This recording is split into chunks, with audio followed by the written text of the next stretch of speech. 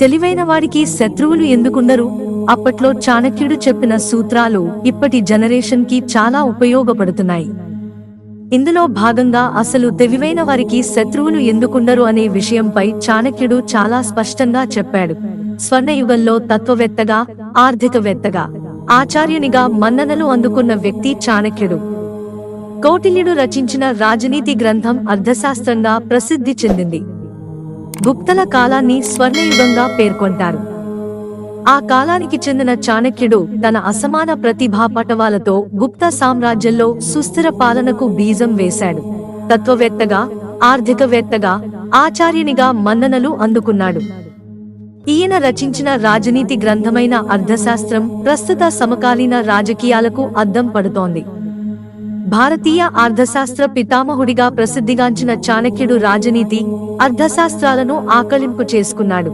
మంచి ప్రవర్తన, తెలివైన వ్యక్తికి శత్రువులను కూడా మిత్రులుగా చేసుకునే విశిష్ట లక్షణం ఉంటుందట. వాస్తవానికి ఓ వ్యక్తి ప్రవర్తనే తెలివైనవాడా కాదా అనే అంశాన్ని నిర్ధారిస్తుందన్నాడు. వ్యక్తి విద్యాపరమైన విజ్ఞానంతో పాటు ఆచరణాత్మక జ్ఞానానికి కూడా కౌటిల్యుడు అధిక ప్రాధాన్యత ఇచ్చాడు. ఎవరికంటే ఎవరూ గొప్పవారు కాదని తెలిపాడు. ఇతరుల చేతిలో ధనం ఉంటే మనకు ఉపయోగం ఎలా ఉండదో అలాగే విజ్ఞానం కూడా పుస్తకాల్లో బందీ అయిపోతే ఎవరికీ మంచి జరగదని అన్నాడు.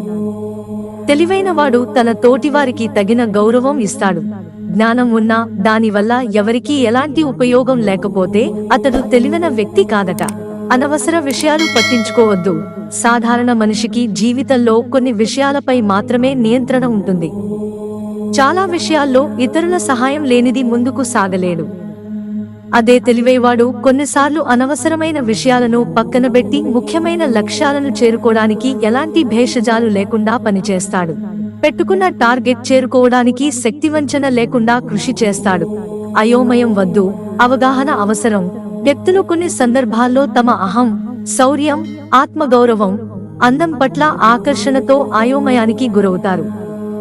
ఇలాంటి సందర్భంలో తనకు అవసరమైంది ఏంటో అవగాహన చేసుకుని సమస్య నుంచి బయటపడటానికి తెలివైన వ్యక్తి ప్రయత్నిస్తాడు. సమస్యలు ఎదురైనప్పుడు అహాన్ని పక్కనబెట్టి వాటిని పరిష్కరించుకోవాలట.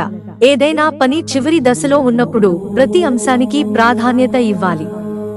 ఆ పని వల్ల ముప్పు తొలగిపోయినా అది ఎందుకు ఎదురైందో తెలుసుకోవాలి. అనుచిత వ్యాఖ్యలు, అసందర్భ ప్రేలాపనతో విలువైన సమయాన్ని వృధా చేయరాదు. అహానికి మరో రూపం ప్రతిష్ట. ప్రతి అంశాన్ని ప్రతిష్టకు ముడిపెట్టి కాలాన్ని దుర్వినియోగం చేసుకుంటారు కొందరు. అసలు ప్రతిష్ట అంటే ఏంటో తెలుసుకోవాలి.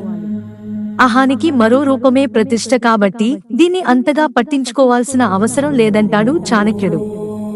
దీనివల్ల ఒరిగేదేం లేదు, పైగా అహం అన్నం పెట్టదు కదా అంటాడు చాణక్యుడు. అనవసర విషయాలతో కాలయాపన చేసి టన్నుల కొద్దీ కాలం, శక్తిని వృధా చేసుకోకుండా అద్భుతాలు సృష్టించడానికి ప్రయత్నించండి. తెలివైన వ్యక్తి పెద్ద లక్ష్యాలు ఏర్పరచుకుంటాడు. వాటిపైనే మనసు కేంద్రీకరించి పక్కన జరిగే అనవసరమైన విషయాల గురించి పట్టించుకోడు. నీ శక్తి ఏంటో నువ్వు తెలుసుకున్న రోజు ఎంత పెద్ద సమస్య అయినా నీ ముందు చిన్నబోతుందంటాడు చాణక్యుడు. మిత్రులారా, ఛానల్ సబ్స్క్రైబ్ చేసుకోవడం మర్చిపోకండి. ధన్యవాదాలు.